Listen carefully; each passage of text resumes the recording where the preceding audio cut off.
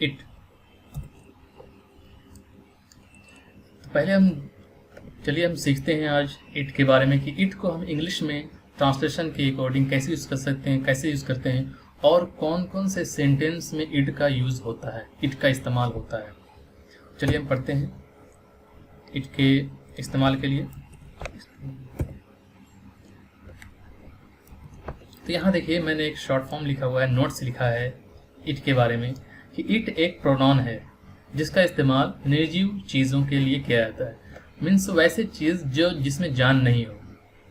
ठीक है, इट एक प्रोनाउन है जो कि नॉन के जगह पे इस्तेमाल किया जाता है, फर्स्ट पर्सन की जगह पे इस्तेमाल किया जाता है, सेकंड पर्सन जहाँ हम लोग यूज़ करते हैं उस पर इस्तेमाल किया जाता है। मैं आपको एक चीज़ और बताता चलूँ, इसके पहले चैप्टर में हमने देयर पढ़ा था, देयर। तो मैंने आपको बताया था कि देयर जो है वो किसी काउंटेबल नॉन या अनकाउंटेबल नॉन, काउंटेबल नॉन के लिए यूज़ किया जाता है। जैसे में एक पेड़ है, 2 पत्ते हैं, 2 टेबल है, तो देयर इज 2 टेबल्स, यानी काउंटेबल और अनकाउंटेबल, जिसको हम गिनती कर सकें उस तरह के अगर कोई सेंटेंस होता है तो उसमें देयर का यूज़ करते हैं। लेकिन इट का यूज़ जो भी मतलब ऐसे चीज़ें जिसमें जान नहीं हो उससे में हम इट का यूज़ करते हैं। और या फिर कोई इन्वायरमेंट के बारे में बता रहा हो, कोई शाम और सुबह जो दोपहर, इस तरह से जो भी है, कोई एयर के बारे में बता रहा हो, साल के बारे में बताया जा रहा हो, तो इस तरह के सेंटेंस में हम इट लगाते हैं। टाइम के बारे में बताया जा रहा हो तो इस तरह के सेंटेंस में इट लगाते हैं। किसी के सिचुएशन के बारे में बताया जा रहा हो, किसी मौसम के सिचुएशन के बारे में, प्लेनेट के सिचुएशन के बारे में, पैलेस के सिचुएशन के बारे में बताया जा रहा हो, तो ऐसे सेंटेंस में इट का यूज़ करते हैं। बाकी अगर कहीं कहीं काउंटेबल हो तो उसमें, जैसे मान लीजिए कि एक टेबल है, लेकिन अगर बोले कि यह गर्म है, तो गर्म ना ही काउंटेबल है ना ही अनकाउंटेबल, सॉरी मीन्स ना ही गर्म जो है काउंटेबल नहीं है, बल्कि वो किसी चीज़ के उसके एडजेक्टिव के बारे में बता रहा है, उसके खूबी के बारे में बता रहा है कि यह चीज़ गर्म है, तो इट इज़ हॉट। ठीक है, चलिए हम पढ़ते हैं इट के बारे में। हम जानते हैं कि हर सेंटेंस के हम 4 सेंटेंस बना सकते हैं, पहला पॉजिटिव, फिर नेगेटिव, फिर इंट्रोगेटिव, फिर डबल इंट्रोगेटिव बना सकते हैं। चलिए पहले पॉजिटिव पढ़ते हैं, यानी कि अफर्मेटिव रूल्स कैसे हम बनाते हैं इट का। इट के साथ इज, आर, एम या वाज वे कुछ भी लगाएं, उसके बाद ऑब्जेक्ट या एडजेक्टिव। जैसे कि शाम है या शाम का समय है, तो शाम है इसमें हम देर नहीं लगाएंगे बल्कि इट लगाएंगे, इट इज इवनिंग। ठीक है, ठीक है। अभी दोपहर है, क्या बताएंगे, it is mid day now. अभी का नाउ होगा, दोपहर का मिड डे होगा, है का इज होगा, लेकिन इसमें कोई भी सब्जेक्ट नहीं है तो इसके लिए हम क्या लगाएंगे, इट लगाएंगे, it is mid day now. There का यूज नहीं करेंगे, there is mid day now, नहीं, रॉन्ग हो जाएगा, क्योंकि देयर का यूज हम काउंटेबल के लिए और कोई चीज के लिए लगाते हैं।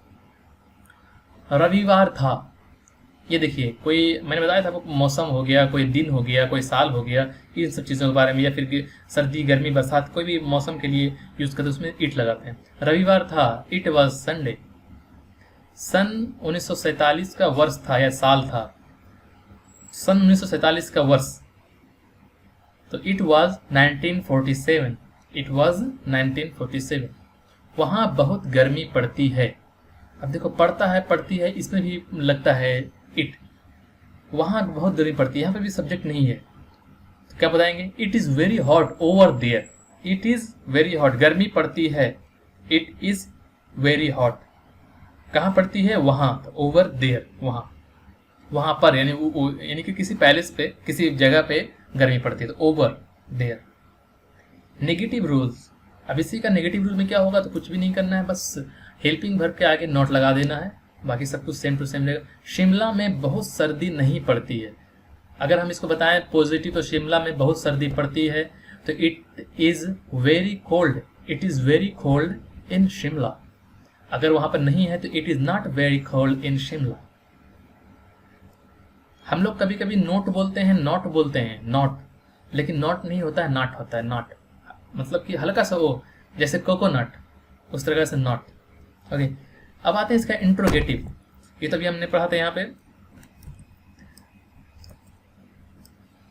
ये हो गया। अभी हम पढ़ते हैं नेगेटिव, पढ़ लिया हमने कि नेगेटिव में बस सिर्फ हेल्पिंग वर्ब के आगे नोट लगता है। अब आते हैं इंट्रोगेटिव।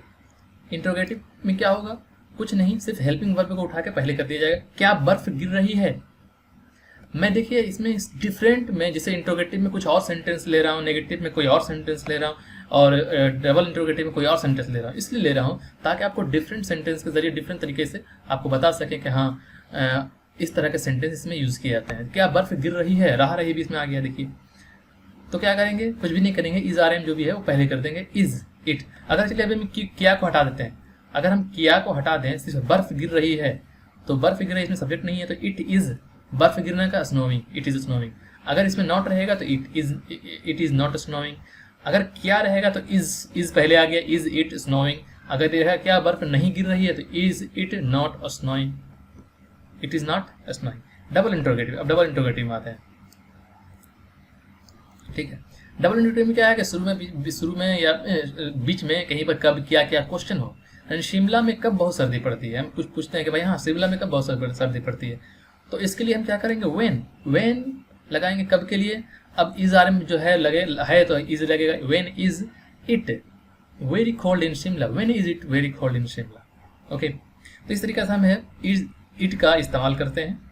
अब चलिए मैं आपको कुछ एग्जांपल्स बताता हूँ और कुछ प्रैक्टिस के लिए बताता हूँ, कुछ एक्सरसाइज के लिए।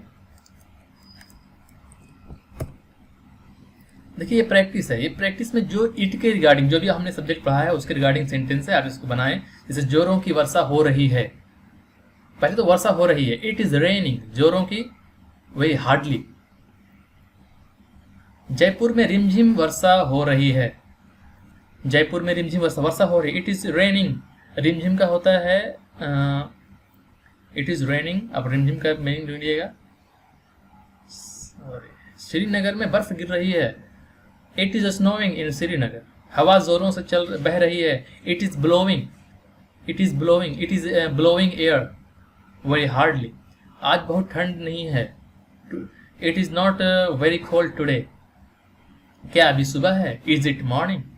क्या आज बहुत ठंडी नहीं है, is it not very cold today. इस तरह से हम बनाएंगे। ठीक है, तो आप इस सेंटेंस को बनाइए। और नीचे में देखिए एक्सरसाइज है जो पिछले सेंटेंस का है, यहाँ देर का जो है, देर में हम लोगों ने कैसे कैसे यूज करते हैं, तो देर या शांति रहेगी, इसमें कोई बुराई नहीं है। इस तरह जो सेंटेंस में देर लगता है, तो आप इसको बनाएं। आज के इतना ही काफ़ी है। अल्लाह हाफिज़। अगले सेंटेंस पे मिलते हैं। आप इसको वीडियो शेयर करें, लाइक करें। ओके।